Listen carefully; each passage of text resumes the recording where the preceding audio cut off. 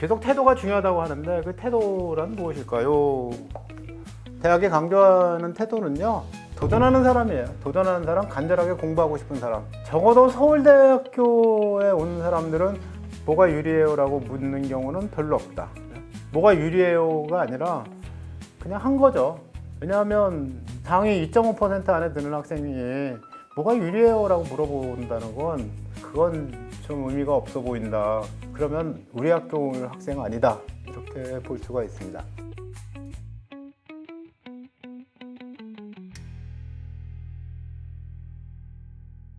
근데 서울대만 그런 게 아니라 뭐 경희대도 그러고 동국대도 그러고 건국대도 그러고 뭐 대부분의 대학이 도전하는 학생을 중시하겠다 이렇게 얘기를 하죠. 건국대 수학과에 지원한 학생인데 미적분이 어려울까 봐 이수하지 않고 수학 과제 탐구를 이수했더라. 그래서 떨어뜨렸다. 이런 거죠. 꾀를 부리고 눈치를 보는 사람은 안 뽑을래. 그 다음에 자존감이 있는 사람. 그런 얘기 하잖아요. 가장 열등감이 많은 학생이 다니는 대학이 서울대다. 왜냐하면 다 자기보다 잘났으니까. 거긴 온갖 수석, 온갖 1등들은 거기 다 있다. 그죠? 어쨌든 그 안에서도 자존감을 잃지 않아야 한다는 거죠. 남이 시키는 대로만 하는 학생은 안 되고 자존감을 가지고 자기가 할 수 있는 일을 잘 추진하는 학생. 성공 경험을 갖는 것이 중요합니다. 실패에 대한 두려움 때문에 제대로 하지 못하는 학생보다는 성공 경험을 바탕으로 해서 도전하는 학생.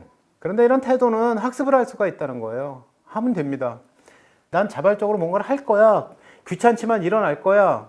움직일 거야. 나는 앉아서 공부를 할 거야. 깊이 있게 탐구를 해볼 거야. 이런 것들은 자발적으로 자기가 자기를 이렇게 개발할 수가 있잖아요. 도전정신, 배려심, 호연지기, 낙관, 친절, 학구열, 겸손함, 책임감, 창의성, 혁신정신, 포용성, 공감, 성실성, 규칙 준수, 리더십 이런 모든 것들이 자기가 해낼 수가 있는 겁니다. 뭐 횡단보도 신호를 지켰어요. 지각 안 하고 결석 안 해요. 뭐 이런 것들 다 지킬 수가 있거든요. 뭐 실내화를 신는 학교라서 실내화를 꼭 잘 신고 다녔어요. 뭐 이런 것들 다 이 안에 포함이 되어 있는 거죠. 그래서 이런 태도와 관련되어 있는 이런 그 말들, 언어들을 몸에 익혀야 된다는 얘기입니다. 면접 평가에서 이렇게 막 나와요. 태도가 있고 태도를 굉장히 중시하려고 한다. 우리나라에서 뭐 상위 15개 대학교, 뭐 좋은 대학에 와서 공부할 생각이라면 그렇다면 뭐 좀 해야 되는 거 아니야? 모점이라는 말이 홍익인간인 거죠. 우리는 그 세 가지를 중시한다고 그러는데 하나는 자아실현. 내가 아는 사람, 깨어있는 사람이 되는 것. 두 번째는 그 홍익인간. 남을 잘 살게 도와주는 사람. 세 번째는 그냥 웃자고 하는 얘기입니다. 자녀 독립이라는 게 중요하다고 합니다. 자녀를 낳아서 독립을 시키는 것. 모든 생명체는 그걸 해야 된다고. 어쨌든 중요한 문제가 태도의 문제인 거죠. 자아실현과 홍익인간에서 홍익인간의 이념을 실현한다는 것은 결국은 태도의 문제에 있다. 마무리를 하겠습니다. 우리가 살아가면서 일상의 태도를 해야 되는데 일상의 태도는 이렇게 하면 유리한가요? 보다 이걸 공부하는 것이 의미가 있냐 이것을 질문해야 된다는 거죠. 그다음 도전적 자세를 가지고 있어야 됩니다. 잘 모르는 지점을 확인하고 보완하는 성실한 그리고 끈기 있는 학습 자세. 독도가 담겨있는 해를 촬영하려고 하는데 삼각함수로 문제를 구할 수가 있어 라는 걸 들었어요. 그래? 그럼 어떻게 하는 거지? 하고 끈기 있게 공부하는 사람. 대충 하는 데서 깊이 하는 데로 발전해야 됩니다. 문제는 우리는 대충 하는 데 있다. 대충 알면서 아는 체를 한다. 대학에서는 알고 싶은 게 뭐냐면 이 학생이 대충 하는 게 아니라 제대로 아는가를 확인하고 싶다. 그렇기 때문에 선행보다 더 중요한 건 심화다. 심화는요, 어려운 과목을 하는 건 심화라는 게 아니라 깊이 있는 학습입니다. 깊이 있는 학습. 내가 배운 것을 어떤 문제에 적용해서 문제를 해결하는 데 써먹는 것.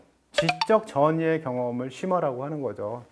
그래서 그냥 진도를 빨리 빼는 것은 일단 기본 문제, 그 다음에 개념을 알기 위한 문제, 그 수준에 속하는 건데 그러면 80점 정도 맞죠, 일반 학교에서는.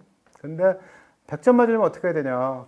깊이 있는 문제에 침잠하라. 이렇게 말할 수가 있겠죠.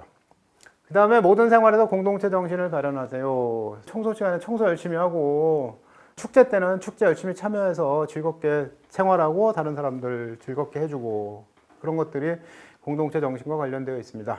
나는 누구인가요? 무엇을 하고 싶나? 내가 뭘 하고 싶은 사람이지? 이거 진로는 바뀌어도 되는데 되게 문과 공부하다가 이과로 바꾸지는 않잖아요. 왜냐하면 수학과학이 나중에 시작하면 어렵거든요. 근데 내가 수학과학을 공부하다가 보니까 난 경제학을 하고 싶네. 그러면 뭐 하면 되잖아요. 국문학을 하고 싶네 하면 되거든요. 근데 내가 진짜 하고 싶은 것은 산업공학과가 아니라 국어국문학과였나? 고민을 해서 옮긴다면, 그렇다면 보는 사람도 얘가 이 공부를 하다가 이렇게 변해가서 이쪽으로 진로를 정했구나, 이렇게 이해를 하게 되겠죠. 그리고 본인의 삶도 마찬가지로 고등학교 졸업하고 난 다음에 한 100년 살잖아요. 100년을 살아가는 동안에 내가 무엇을 할지를 정해야 되는 건데, 정해지는 시기가 일단은 고등학교 1학년 때인 거죠. 왜냐하면 과목 선택을 2학년 때부터 해서 공부를 하게 되니까 첫 번째 관문은 고등학교 1학년에 있다.